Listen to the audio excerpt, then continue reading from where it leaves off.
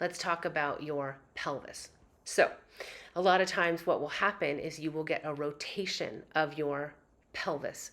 So you've got your two bones on the side, your two ilium, and then the sacrum in the center, right?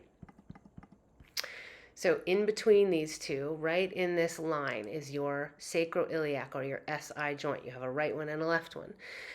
So let's say that the left side of your pelvis, and again, who knows what happens, right? Is it that slowly over time my muscles get super tight and pull things out of whack, or is it that I fall, I slip on the ice, I land on my hip, and that jars it? Don't know. Doesn't matter necessarily. So let's say you get a rotation or a shift in your pelvis.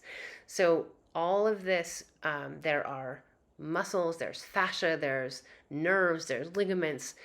So I tell people to think about an SI strain or an SI instability sort of like an ankle sprain. It gets out of whack, everything gets irritated, fascial tissue gets tight, muscle gets tight. It can be a matter of, it's quick and it sort of resolves over a few days or a week, or it can be an ongoing thing that your body just sort of settles in with this rotation and starts to compensate. And maybe the back pain and discomfort gets better, but then your knee starts to have problems and your ankle starts to have problems because now we've shifted.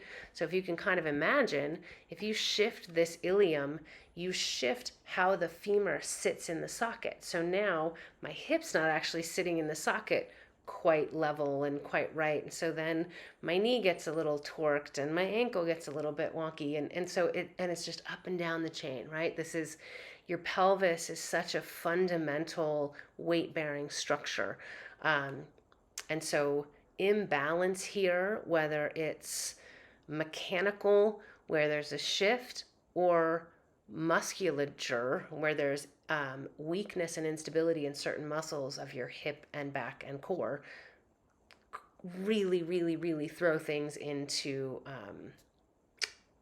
imbalance. And this is such a crucial area.